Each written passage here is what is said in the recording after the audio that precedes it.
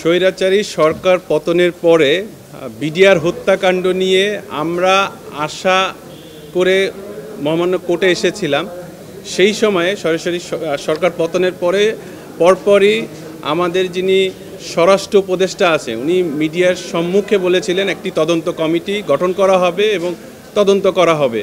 সেই আলোকে আমরা তাদেরকে একটা লিগ্যাল নোটিশ দিয়েছিলাম ইনিশিয়ালি এবং সেটাকে ডিসপোজ অফ করার জন্য একটা রিপ্রেজেন্টেশন দিয়েছিলাম।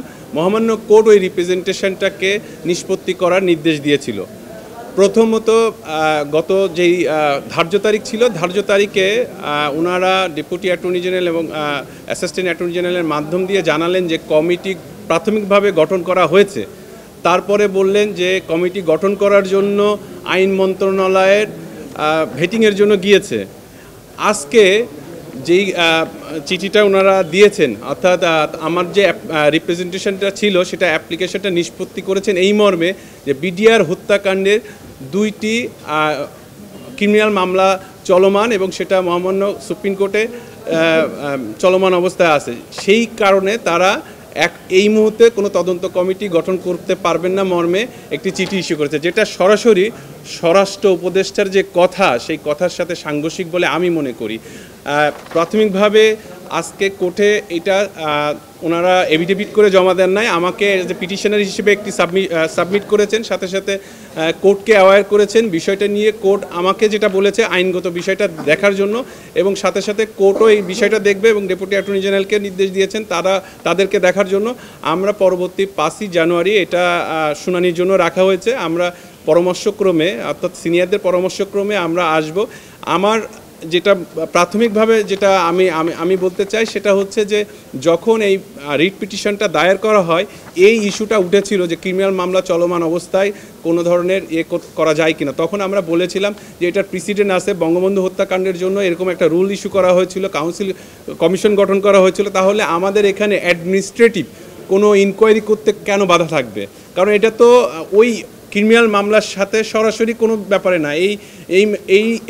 এই ইনভেস্টিগেশনের সাথে বেরিয়ে আসবে এমন কিছু তথ্য, যেই তথ্যগুলো হয়তো বা ক্রিমিনাল মামলার সাথে সংশ্লিষ্ট না, এটা ঐতিহাসিক কাজেও লাগবে।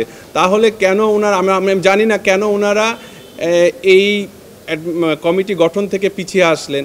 তো আমরা আসলে অনেক আশা করে ছাত্ররা, জনতা স্বৈরাচারী সরকারকে রক্তের বিনিময়ে তারা নতুন সরকারকে দেয়। এই সরকারের প্রতি আমাদের প্রত্যেকের অনেক আশা আকাঙ্ক্ষা ছিল এবং এখনও পর্যন্ত আছে।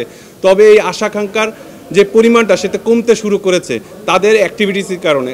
আমার মনে হচ্ছে স্বরাষ্ট্র মন্ত্রণালয় সরাসরি বলেছে যে 2টা মামলা পেন্ডিং আছে, অর্থাৎ ক্রিমিনাল 2টি মামলা পেন্ডিং আছে এবং চলমান আছে। সেই চলমান থাকা অবস্থায় তারা এই সময়ে কোনো ধরনের কমিটি গঠন এখন পর্যন্ত করবেন না বলে সিদ্ধান্ত গৃহীত হয়েছে। কিন্তু যদি এটা হয়ে থাকে, স্বরাষ্ট্র উপদেষ্টা তিনি হচ্ছে সরকারকে রিপ্রেজেন্ট করে, তিনি কিভাবে বললেন জনসমক্ষে যে আমরা তদন্ত কমিটি গঠন করার জন্য আমরা করছি, এটার কাজ শুরু করছি, এটা তো সরাসরি সাংঘর্ষিক। শুধু এটা না, মহামান্য কোর্টে কিন্তু গত ওরালি বলা হয়েছে যে কমিটি গঠন করা হয়েছে, এটা ভেটিংয়ের জন্য গিয়েছে আইন মন্ত্রণালয়। সো এই প্রেক্ষাপটে মানে আইনগতভাবে যদি কোনো বাধা থাকে সেটা আমরা কোর্টে দেখব, কিন্তু কমিটি একটা গঠন হয়ে অ্যাডমিনিস্ট্রেটিভ তদন্ত হতে পারে না, এটা আসলে মেনে নেওয়া যায় না। এটা আমাদের জাতি হিসাবে এটা মানে আমি বলবো যে চরম একটা ঢালাইয়ের সেরা প্রিমিয়ার সিমেন্ট।